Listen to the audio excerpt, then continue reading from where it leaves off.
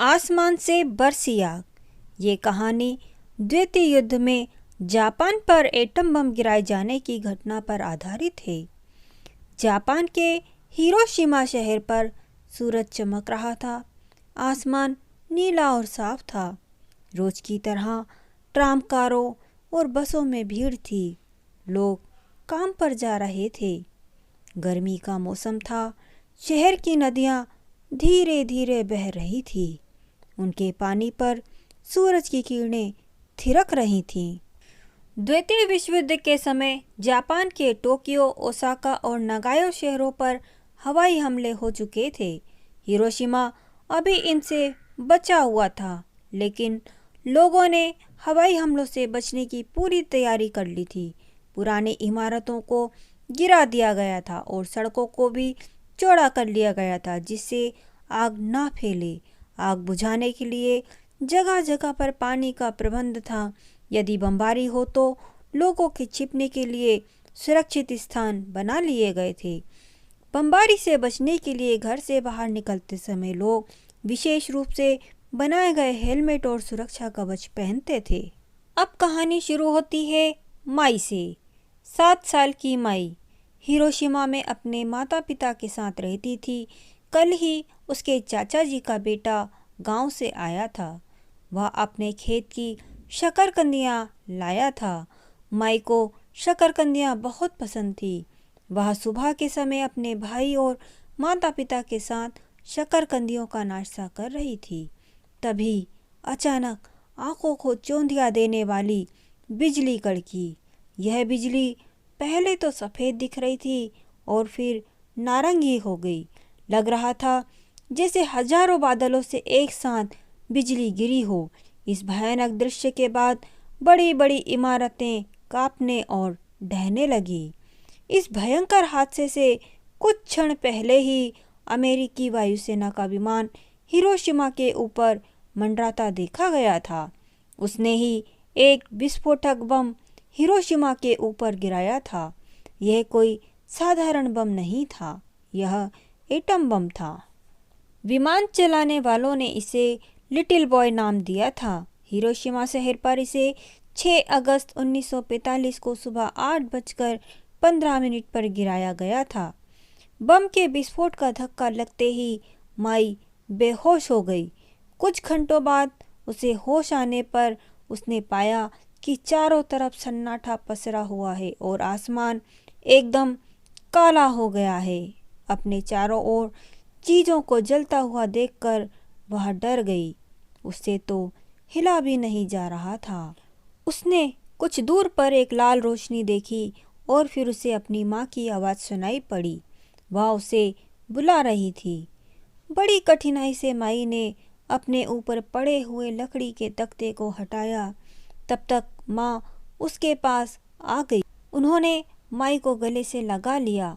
कुछ देर तक तो माँ और बेटी आग का तांडव देखती रही और ईश्वर से प्रार्थना करती रही। माँ ने माई से कहा, देखो तुम्हारे पिता आग से किस तरह गिर गए हैं। फिर वह तेजी से लपटों में घुसी और पिता को सुरक्षित बाहर ले आई। उन्हें ठीक से देखकर माँ ने कहा, ये तो बुरी तरह से जल गए हैं। उन्होंने पति को पट्टी बांधी और पीठ पर उठाकर बेटी का हाथ पकड़कर वे दौड़ने लगी और फिर बोली, चलो माई, हमें जल्दी जल्दी नदी तक पहुंच जाना चाहिए। नदी के तट पर पहुंचकर तीनों पानी में कूद पड़े। माई के हाथ से माँ का हाथ छूट गया। माई जान, मुझे कसकर पकड़े रहो, माई ने चिल्लाकर कहा। भीड़ की भीड़ आग से बचने के लिए भागी आ रही थी। बहुत से बच्चों के कपड़े जल गए थे। इधर उधर दौड़ते हुए वे भूतों जैसे लग रहे थे, क्योंकि उनके होठ और आंखों की पलकें फूल गई थी।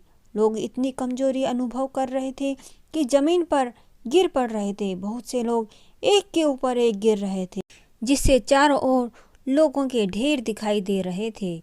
माई और उसके माता पिता ने दौड़ना जारी रखा। उन्होंने एक और नदी पार की। किनारे पर पहुंचकर पति के शरीर को नीचे रखते ही माँ भी उसके ही पास लुढ़क गई। माई को लगा कि उसके पैरों के पास कुछ हिल रहा है। उसने देखा कि एक नन्ही सी अबाबिल यानी चिड़िया लड़खड़ाते हुए टप टप करके चल रही है। उस चिड़िया के पंख जल गए थे और वह चल नहीं पा रही थी। चारों तरफ चीख पुकार और जले हुए लोग दिखाई दे रहे थे। माई ने देखा नदी में तैरता हुआ कुछ आ रहा है। पास आने पर दिखाई दिया कि वह एक आदमी का शरीर है। उसके साथ ही एक बिल्ली भी बहती हुई आ रही थी। माई के पीछे एक कम उम्र की औरत रोती हुई आ रही थी। उसने एक बच्चे को पकड़ा हुआ था। उसने कहा, हम यहाँ तक तो बचकर आ गए हैं, पर अब यह बच्चा दूध नहीं पी रहा है, यह मर गया है। बच्चे को अपने से चिपटाए हुए वह औरत नदी में घुसी। पानी गहरा था। वह आगे बढ़ती हुई और फिर आग से ओझल हो गई। अब आसमान काला हो चला। बादल गरजने लगे थे। अचानक पानी बरसने लगा। गर्मी का मौसम था, पर हवा ठंडी थी। ऊपर से गिर रही बारिश का रंग काला था और वह चिपचिपी सी थी। फिर आसमान के अंधकार को कम करता हुआ एक इंद्रधनुष निकला। कुछ रोशनी फैली तो चारों ओर सिर्फ मरे हुए और जख्मी लोग ही दिखाई दे रहे थे। जिस समय माई और उसकी माँ अपने नष्ट हो गए शहर को देख रहे थे, जापान के एक और शहर नागासाकी पर भी एटम बम गिराया गया। यह भी 6 अगस्त 1945 का दिन था। यह शहर भी पूरी तरह तबाह हो गया। यहाँ भी हजारों लोग मरे। मरने वालों में केवल जापानी ही नहीं थे। कोरिया, चीन, रूस, इंडोनेशिया और अमेरिका के भी बहुत से लोगों को इसमें मृत्यु हो गई थी। ऐसा प्रलयकारी विस्फोटक इससे पहले किसी भी युद्ध में प्रयोग नहीं किया गया था। यह तबाही 1000 साधारण बमों के फटने से हुई तबाही से भी अधिक थी। इससे जो विषैली रेडियोधर्मी किरणें निकली हैं, वे आने वाले बहुत सालों तक लोगों की बीमारी और मौत का कारण बनेंगी। हिरोशिमा के लोग हर साल 6 अगस्त के दिन कागज की लालटेनों पर इस विभीषिका में मरने वाले लोगों का नाम लिखते हैं।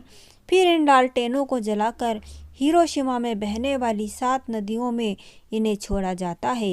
ये नदियाँ मरने वालों की याद में बनी लालटेनों को लेकर धीरे धीरे समुद्र में विलीन हो जाती है।